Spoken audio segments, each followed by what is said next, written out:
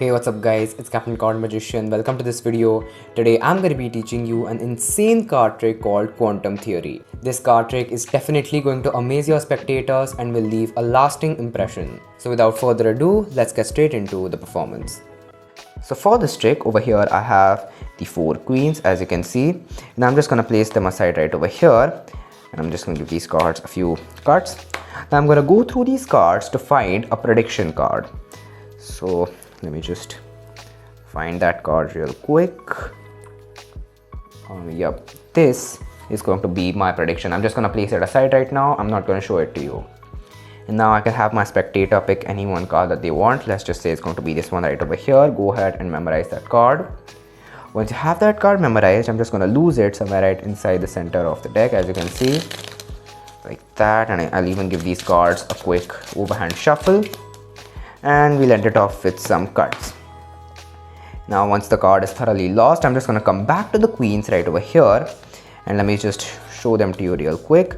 We have the 4 queens, and now what I'm going to do is I'm going to take the top card, which is the Queen of Diamonds, and I'm going to place it on top of the prediction.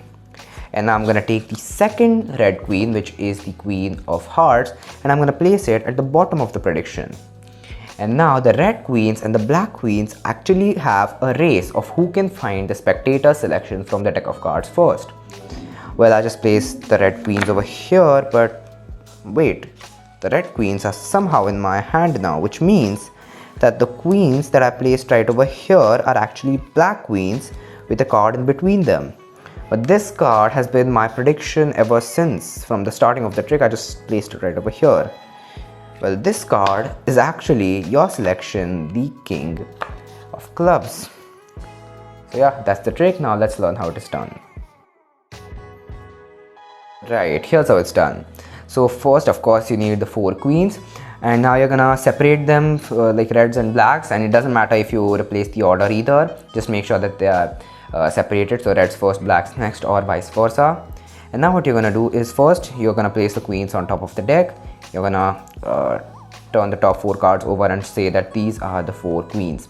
And now what you're gonna do is you're gonna ditch the bottom queen when you place the queens right over here. So basically you're only gonna place 3 queens and you're gonna ditch the 4th queen, which is this one right over here, the Queen of Clubs. Now the way that you're gonna do that is with your thumb, you're gonna in-jog the last queen as you turn these cards over, as you can see, like that. So one more time, you have you show the 4 queens in your hands, and with your thumb you're just gonna pull it behind right like that, and then you're gonna turn it over. So as you can see, the last queen is of course going to be protruded out, like it's going to be in-jogged. So what you're gonna do is press down and press forward, so you'll automatically have a break, and you're gonna take all the cards from the break and place it aside as the 4 queens. But right now you only have 3 cards. The 4th queen is right over here. So basically when you have the 4th queen with an in-jog, you're gonna press up and forward and then grab this pile right over here, which is 3 queens, and you're gonna place it aside. So you have retained one of the queens. And now you're gonna shuffle it somewhere right inside the center. Yes, you're actually gonna lose it somewhere inside the center. It really doesn't matter. And now you're gonna say that I'm gonna go through these cards to find a prediction. Now the prediction card is really going to be the Queen of Clubs that you just ditched. So now you're gonna go through these cards and find the Queen of Clubs. Now you're not gonna show what the prediction is to the spectators, because of course you don't want the spectator knowing that there's one less queen right over here and the prediction is just a queen. So yeah, you're just gonna not show the cards to the spectator, remove the queen and say that this is going to be my prediction, and you're gonna place it aside. And now you're gonna have a card selected. Now this is again a free choice, any card could be selected. Let's just say they select this one right over here, which is going to be, let's say in this case, 9 of Hearts. And now in the actual performance, you cannot know the card as well. I mean, it's okay if you look at it, you can even have the spectator sign it. But yeah, you can just only ask the spectator to see it, and you as a magician are not gonna see it. Or you can also have the spectator sign the card. And now once that is done, you're gonna control this card on top of the deck. There are numerous methods to do this. Now what I had in the performance was this control. I am not able to recall what this control is called as of this moment. I don't know why. So yeah, you're basically gonna push the card from the side right over here. Your fingers are going to grab this card to the bottom, and by the way, all of these actions are just exaggerated. It's not this obvious when you actually do it. So this card gets pulled to the bottom, and as you overhand shuffle, you're just gonna bring this card to the top. That's the control that I did. And now you're gonna say that once the card is thoroughly lost inside the center of the deck, you're now gonna come to the queens. Now you're gonna lift up the queens, and as you do that, you're gonna get a break underneath the top card of the deck, which is the spectator selection. So yeah, you're gonna divert the attention to the queens. As you do that, you take a break under the top card, and now you're gonna pick these up, get it close to the deck, square up right over here with the deck, so you have loaded the spectator selection there as well. Grab and place the deck aside. So yeah, don't give this this action too much thought. It's just as you're talking to the spectator, like now we're just gonna use the queens that we had placed aside right over here, and in that you're just basically gonna add one card, which is the spectator selection, to this pile. So you're gonna say that, oh, let's get back to the queens, and like that you're just gonna add the spectator selection in. So one more time, top card, you have the queens placed over here, square up, pick it up. So basically as soon as you square up, you're gonna pick up the card, right? So you take this, square up, pick up the card, and then place the deck aside. And now you're gonna spread the cards to show the 4 queens. Now as you do that, your thumb is going to grab the card that is the second card right over here, split it into 2 packs, and then this pack is going to go on top. So one more time, you spread the second card of the pile right over here, goes like that, and this pile goes on top. Now I am right-handed, so if you are left-handed, just do the complete opposite. So what you're basically doing over here is putting the spectator selection in the 3rd position, so that when you do an Elmsley count, you don't see the spectator selection right over here. So right now the spectator's selection is 3rd right over here, so that when you actually do an Elmsley count, you don't see the card.